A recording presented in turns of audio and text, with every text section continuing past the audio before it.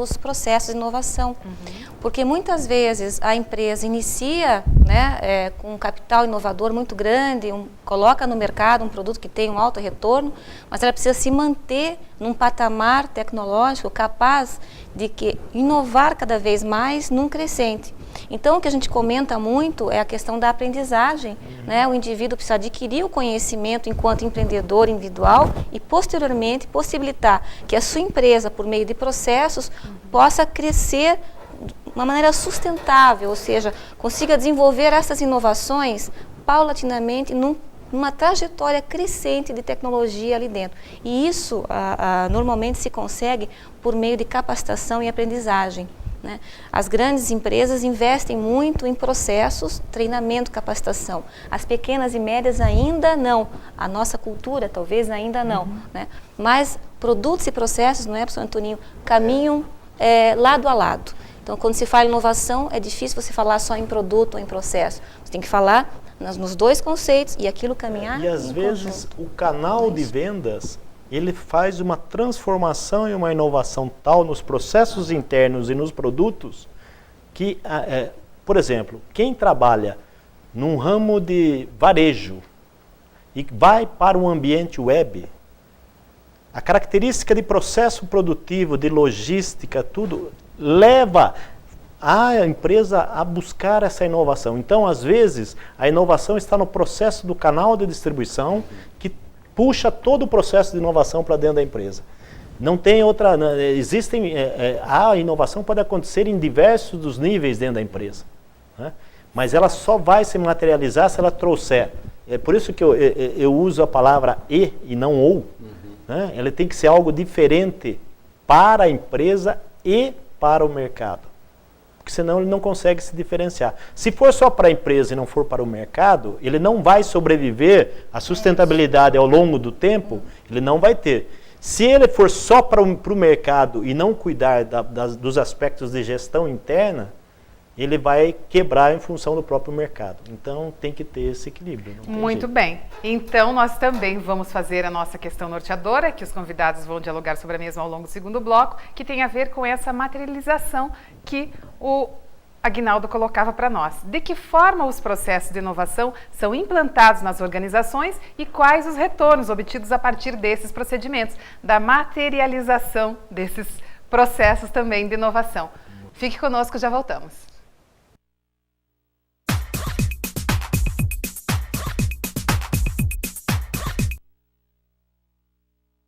Tudo começa pelo diálogo.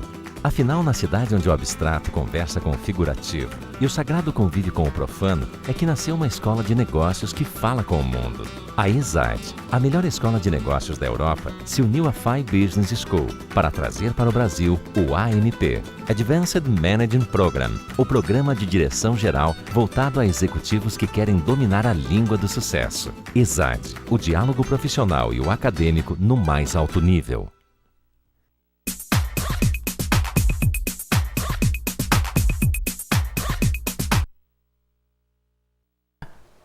Voltamos para o segundo bloco do programa Diálogos Acadêmicos e Profissionais e hoje o nosso tema é inovação na engenharia, nas tecnologias, nas organizações. Deixamos então a primeira questão norteadora que os nossos convidados vão dialogar sobre a mesma ao longo desse segundo bloco.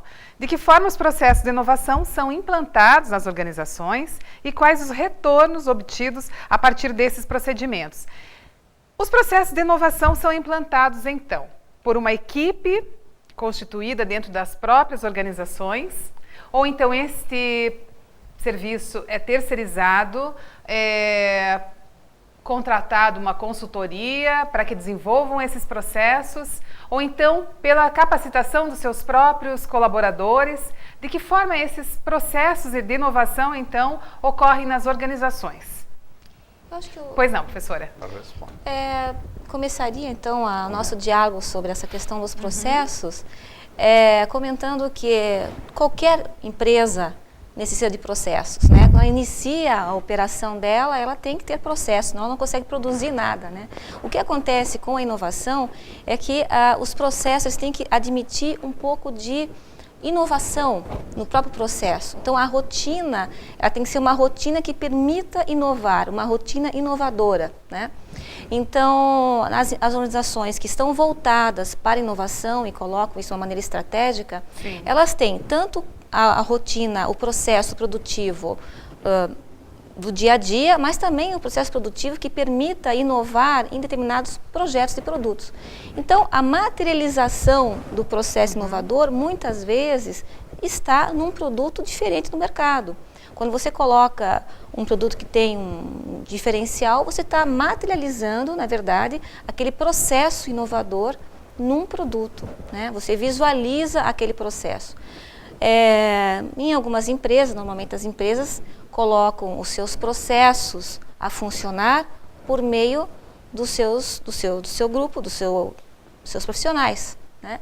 Então, são as pessoas, na verdade, que desenvolvem inovação por meio de processos, tanto aqueles inovadores quanto aqueles rotineiros. Não é isso, professor? Certo. Eu vou deixar isso logo depois mais para ou o menos Castanhari, porque ele está louco de vontade de falar. Mas eu Deu uma tava... cutucada Mas aqui. que bom, que bom. Mas- Então, professor, antes de fazer a sua colocação, eu gostaria de uma exemplificação da exposição da professora Cristina. A implantação desses processos de um produto e que permita um espaço para que o processo sempre possa estar inovando. Tem um exemplo específico? Algum caso que vocês possam comentar? Eu quero fazer, enquanto a gente está pensando em caso, fazer o seguinte. Eu tenho um empresário que tinha saído do Paraná, tinha ido mais para São Paulo e agora está voltando, que é da Inepar, o Atilano. E o Atilano de Olmos sempre usava uma expressão: eu contrato a minha equipe de funcionários, de empregados, de operários, e de graça, eu contrato a força de trabalho deles, e de graça eu ganho a cabeça. Porque a cabeça é uma cabeça criativa, a cabeça inventiva, é uma cabeça inovativa. Quando nós olhamos o processo de inovação da Toyota, e eu quero associar com essa afirmação do Atilano, nós vemos que a Toyota, ela foi buscar, ela faz a seguinte pergunta: quem mais conhece de operação de trânsito? Não é o presidente da empresa, mas é o motorista do presidente. Quem mais conhece da operação da máquina? Não é o engenheiro, chefe de produção, mas é o operário que trabalha todo dia com a máquina. Então, saber ouvir as pessoas, auscultar a pessoa que está na ponta da linha, no lado operacional, saber ouvir o cliente. E daí, por que a maioria das empresas colocam o 0800, a defesa do consumidor? É para a defesa do consumidor ou é pesquisa de mercado sobre exigências, demandas e oportunidades de inovação? Então, a pergunta é: como eu vou pegando estas percepções de quem está na ponta da linha de produção, quem está na ponta do contato com o consumidor, como eu transformo essas sugestões em mecanismos operacionais, além daqueles que mecanismos operacionais e inovativos, além daqueles que os laboratórios, que as pesquisas estão indicando. Então, essas questões: como nasce um novo produto? Como nasce uma nova maneira de perceber, de atender? Ela nasce da criatividade dos indivíduos. Quem tem que ser? As organizações não são inovadoras enquanto organizações. Elas têm culturas de valorização dos indivíduos criativos, inovadores, portadores de oportunidade. Então, a organização é inovadora quando ela tem capacidade de auscultar, de valorizar a criatividade dos seus indivíduos e de auscultar os seus clientes, os seus fornecedores, que são todos informantes de novas alternativas de produto, de processo, de gestão, de canais de comunicação. Então, o processo passa muito por aí. Certo. E nesse sentido, Aguinaldo, é necessário que se tenha um ambiente que proporcione a criatividade dos seus colaboradores. Então, também não pode ser um ambiente que reprima determinadas atitudes, determinados comportamentos, determinadas iniciativas. Precisa ser que propicie que essa criatividade também possa surgir no dia a dia. Com certeza isso é fundamental, porque num ambiente onde tudo é muito sistematizado, tudo muito rígido, tudo muito certinho, você vai inibir, já dizem, né? Que nós, enquanto criança, recebemos 12 mil nãos, né, até chegar aos 12 anos. E depois dos 12 anos, queremos que sejamos criativos. Né? 12 anos, não pode fazer isso, não pode fazer aquilo, não pode fazer aquilo. Quer dizer, até os 12 anos, uma porção de milhares e milhares de não. Aí a gente começa a querer que os nossos jovens sejam criativos e tal. Então, se a empresa não tiver... Porque a inovação, ela pode trazer dentro da empresa a não hierarquia. Sim. Porque não é o máximo poder que tem o máximo de criatividade, ou que tem o máximo de conhecimento sobre... É o exemplo da Toyota, que o professor Caron acabou de dizer. Quer dizer, então, a inovação não tem hierarquia, ela tem que ter ambiente, ela tem que ter criatividade, ela tem que ter conhecimento, né? E isso é importante dentro das empresas. Normalmente, na micro e pequena empresa, o pequeno empresário hoje, ele acha que inovação é coisa de grande empresa porque ele pensa nas estruturas. Uhum. Ele não pensa que ele pode ter uma rede. Hoje a gente fala muito em inovação aberta. Como é que você se relaciona com os parceiros? O que ele precisa ter é um sistema de coleta de informações, de tratativa dessas informações e transformar isso num produto e serviço que vai agregar valor para o seu cliente. Ele tem que ficar antenado, ele tem que ver as pesquisas, ele tem que olhar as revistas. Aí, o que acontece? Ele vê aquele monte de coisa que ele tem que fazer e ele não tem equipe. Né? Ele não tem equipe. Então, ele precisa criar canais de comunicação, seja com a comunidade científica, seja com a comunidade empresarial. Ele tem que estar inserido nisso. Para isso, ele precisa se posicionar. O empresário tem que se posicionar.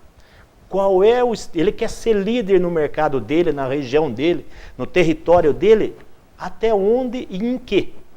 É nos custos operacionais, são nos custos operacionais que ele vai tentar e cada vez mais melhorar o processo produtivo dele, porque aí ele abaixa custo, e na logística, ou ele vai ser um desenvolvedor de novos produtos. Vamos pensar assim, a Apple do Steve Jobs, né? Ele se posicionou como alguém que vai criar novos produtos, sempre. Ele vai estar na frente. Quem é que precisava... Criando as necessidades, Quem é que precisava de iPhone? Sim. Alguém precisava de iPhone? Nós precisávamos de mobilidade, não de iPhone.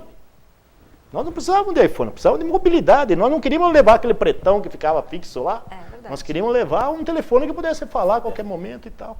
Então ele criou necessidade. Por quê? Porque ele percebeu que a questão era a comunicação, mas era uma comunicação móvel. Né? Então, a gente tem que estar atento aos ambientes, tem que estar vendo necessidades. Essas são coisas que permeiam. Sim, porque são várias vertentes que o gestor precisa estar atento. Então, esse diálogo com o meio acadêmico, esse diálogo com a comunidade. Quem ia imaginar que a internet das universidades dos Estados Unidos ia se tornar uma rede mundial? Então, atento a essas várias vertentes e também, de alguma forma, posicionar-se colocando como um objetivo. Com um objetivo. Você tem que saber onde eu quero chegar. Certo, ser o que eu quero ser quando crescer. Que não é uma tarefa tão simples assim. A professora Cristina colocou no primeiro bloco uma questão que eu estou louco de vontade de fazer um comentário. O que é uma inovação de ruptura e o que é uma inovação de um processo incremental? Então, o que foi uma inovação de ruptura? Eu tinha a lousa para escrever, vocês não aprenderam a escrever em lousa, eu fui ainda, no meu tempo de primário, eu aprendi a fazer caligrafia em lousa. Para quem não entende o que é uma lousa, que não é a lousa do quadro negro, você olha a tela do computador hoje, de um laptop, é exatamente aquela mesma tela. Só que ela, em vez de ser acrílico, ela era uma tábua ou de madeira ou de cerâmica, e no qual você escrevia. Entre a lousa e o computador, houve uma mudança fantástica, isso é uma mudança de ruptura. Sim. Entre o caderno e o computador é uma mudança de ruptura. Agora, quando eu olho o automóvel, O automóvel, em 1860, quando começam a surgir os primeiros automóveis, ele é exatamente igual ao de hoje. Desculpem a engenharia, mas olha, ele tinha 4 rodas, ele tinha um motor que tinha capacidade de mobilidade e ele tinha câmbio para mudar a velocidade. Se eu for olhar o automóvel hoje, ele tem as mesmíssimas características. Ele tem 4 rodas, ele tem um motor, ele tem. Só que foram agregando computador de bordo, vidro elétrico, primeiro passou por vidro manual, depois foi vidro elétrico, e gradativamente eu vou acrescentando. Agora eu já tenho computadores de bordo que eles se guia, já não precisa, o motorista está sendo obsoleto daqui a pouco. Nós vamos ter os carros autodirigíveis pelos computadores de bordo. A BMW e a Mercedes já têm experiências com carros na rua fazendo isso. Mas são mudanças incrementais. Então eu fui acrescentando. Como é que eu vou acrescentando essas coisas? Eu posso ter uma inovação de ruptura, faço uma coisa que é completamente diferente, ou eu pego um produto que eu já tenho e vou acrescentando gradativamente mudanças sobre elas. Como é que eu acrescento? Pela minha capacidade de inovação, pela capacidade do empresário de inovação, das equipes de funcionários técnicos de inovar, pela percepção dos consumidores, pelas proposições dos fornecedores, dos distribuidores, dos clientes. Então, a inovação, ela não está mais apenas dentro da empresa, ela está acontecendo. Fornecedores, distribuidores, vendedores, produtores, empregados, agentes de mudança. Então a nossa maior capacidade é auscultar, ouvir, perceber, entender a mudança e da interpretação da mudança fazer um produto, um serviço. Professor